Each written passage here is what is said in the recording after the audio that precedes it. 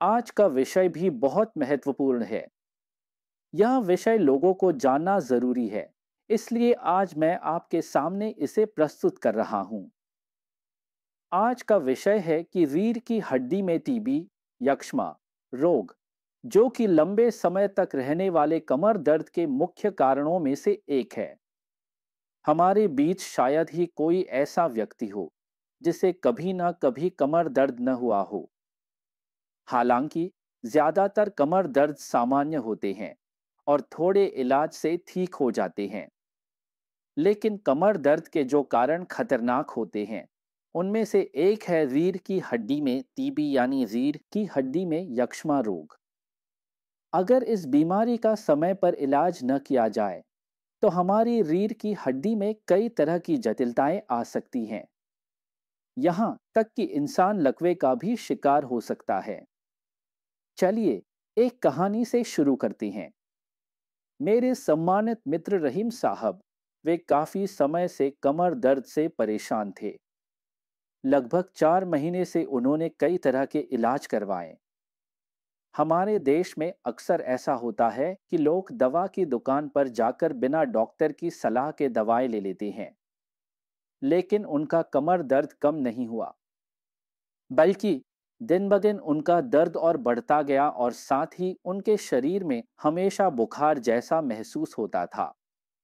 उनका वजन भी पहले से काफी कम हो गया था। रात में उन्हें काफी पसीना आता था। इन सब समस्याओं के साथ वे मेरे पास आए। जब मैंने उनकी कमर की जांच की तो वहां दबाने पर उन्हें बहुत तेज दर्द हो रहा था। बाद में एक्सरे करवाने पर देखा गया कि एक्सरे में जो लक्षण या विशेषताएं दिखीं वे यक्ष्मा से मेल खाती थी। इसके बाद उन्होंने लगभग 1 साल तक यक्ष्मा की दवाई ली। अब उनकी वह कमर दर्द नहीं है और मैं कह सकता हूं कि वे इस टीबी से बच गए हैं। हमने पहले भी चर्चा की थी कि यक्ष्मा एक ऐसी बीमारी है जो शरीर के किसी भी हिस्से में हो सकती है। हालांकि सबसे ज्यादा यह फेफड़ों में होती है।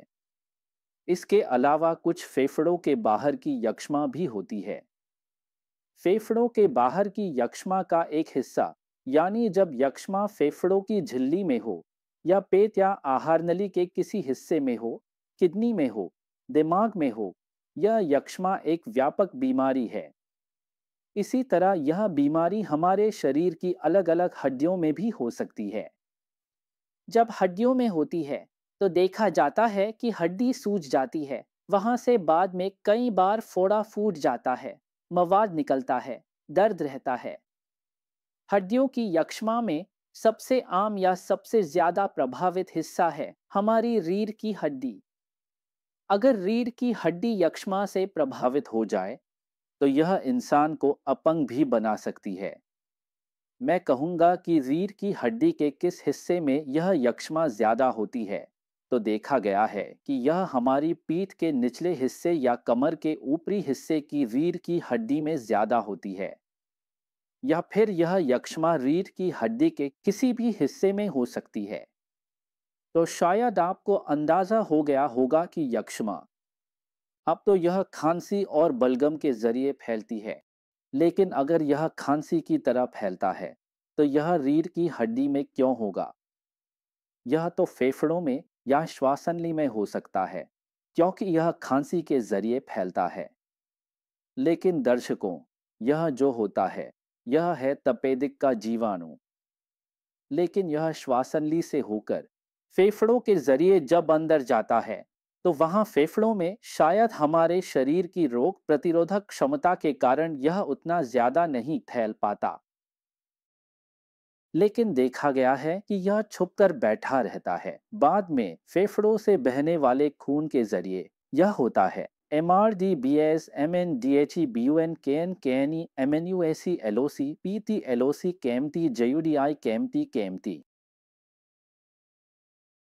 तो उस द्वंद्व के कारण वहां पर बीमारी फिर से घर कर लेती है और रीढ़ की हड्डी को प्रभावित करती है। तो आप देख सकते हैं कि खांसी के माध्यम से फैलने के बावजूद यह बीमारी आपकी रीढ़ की हड्डी समेत शरीर के किसी भी हिस्से में हो सकती है। हम में से कुछ लोगों की कुछ आदतें होती हैं, जैसे कि कहीं भी थूकना या खांसना।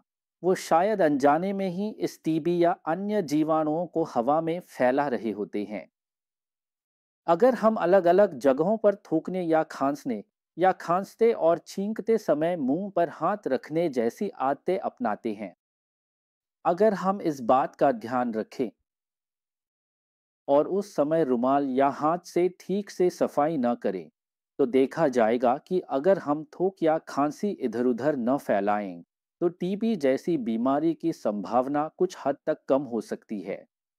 इस वीडियो में मैं लोगों को प्रोत्साहित करना चाहूंगा कि आप कहीं भी थूक या खांसी न फैलाएं या छींकते खांसते समय मुंह पर हाथ या रुमाल रखें। बीमारी के लक्षणों को मैंने एक कहानी के माध्यम से बताया है, जिसमें ये लक्षण उभर कर सामने आए हैं। जैसे कि मैं रहीम साहब की बात कर रहा था।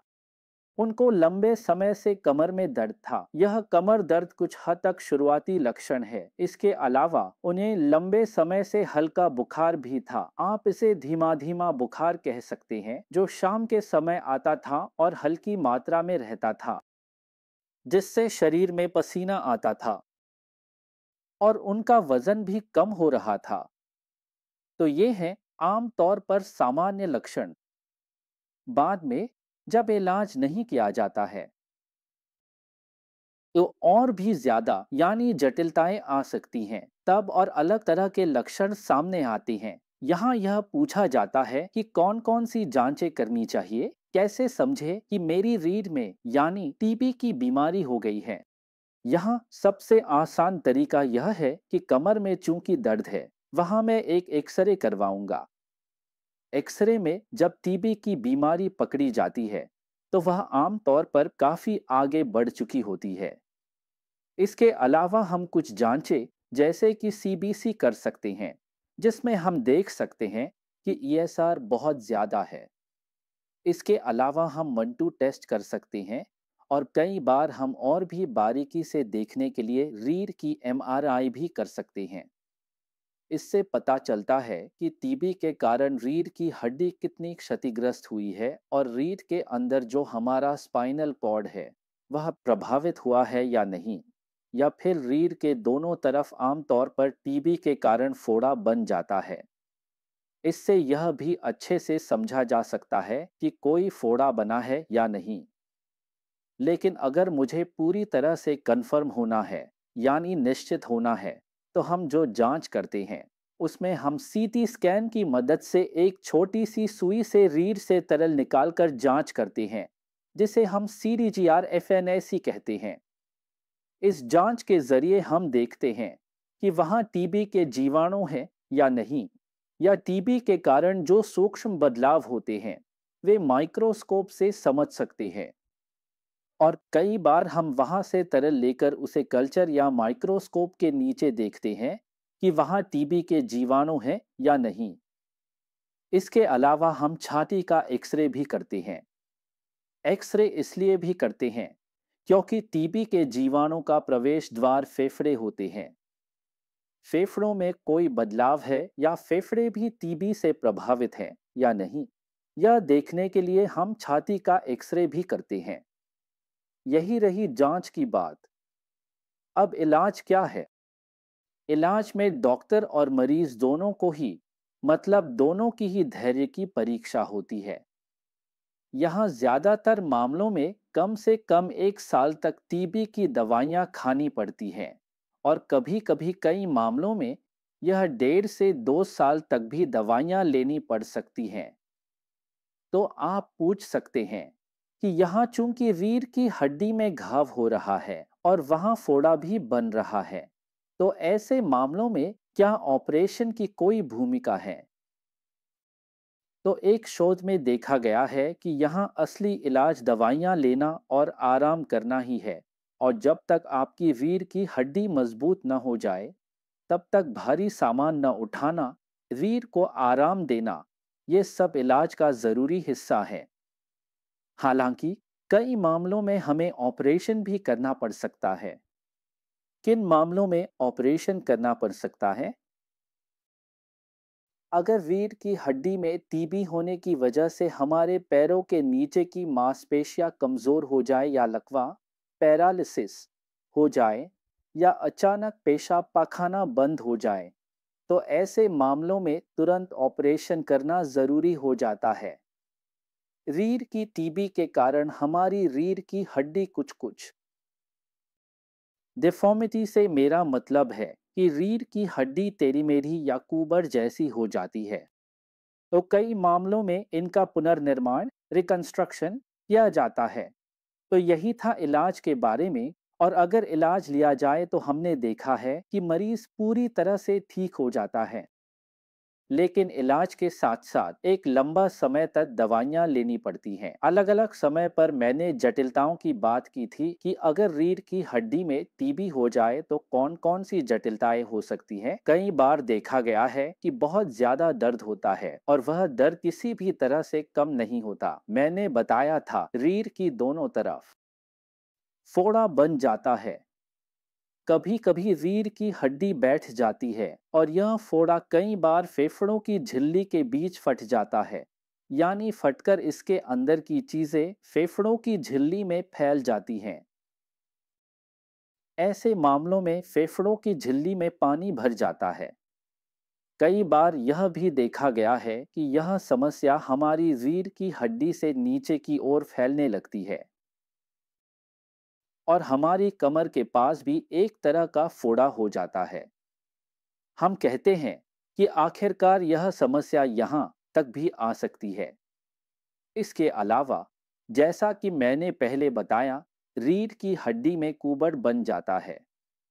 कई बार आप देखेंगे कि कुछ लोग पूरी तरह से झुक गए हैं। तो इसका एक मुख्य कारण यह हो सकता है कि रीढ़ की हड्डी में टीबी के कारण यह कुबड़ बन गया है। लकवे पैरालिसिस की बात तो हमने की ही है कि कभी कभी लकवा भी हो सकता है। कई बार पेशाब और मल भी रुक सकते हैं। तो आप सोच रहे होंगे क्या रीढ़ की हड्डी का टीबी संक्रामक है जैसे फेफड़ों का टीबी जो फेफड़ों की बीमारी से अलग जगहों पर फैलता। रीढ़ की हड्डी का टीबी फैलता नहीं है। यह एक निश्चित जगह पर ही सीमित रहता है और यह संक्रामक नहीं है। हाँ, लेकिन अगर किसी को साथ में फेफड़ों का टीबी भी है, तो उस स्थिति में संक्रमण फैलने की संभावना होती है, कुछ खास बीमारियों के साथ। इस बीमारी पर शक हो सकता है। हमारी रीढ़ की हड्डी में दर्द के और कौन-कौन से खतरनाक कारण हो सकते हैं? अगर हम सोचें, तो जैसे रीढ़ की हड्डी में फेफड़ों या अन्य हिस्सों का कैंसर हो सकता है। अगर यह कैंसर रीढ़ की हड्डी में फैल जाए, तो बहुत तेज दर्द हो सकता है। रीढ़ की हड्डियों में भी ऐसा हो सकता है, लेकिन आमतौर पर साधारण संक्रमण से फोड़ा भी हो सकता है। फिर कुछ कैंसर भी होते हैं जैसे मल्टीपल माइलोमा या लिम्फोमा। ये भी कई बार कारण हो सकते हैं। अंत में मैं यही कहना चाहूंगा कि अपनी कमर दर्द का सही कारण जरूर जान ले कि कमर में दर्द क्यों हो रहा है, और हम चाहते हैं कि हर इंसान इस टीबी क्षय रोग के कारण जो तरह की अपंगता आती है उससे लोग सुरक्षित रहें।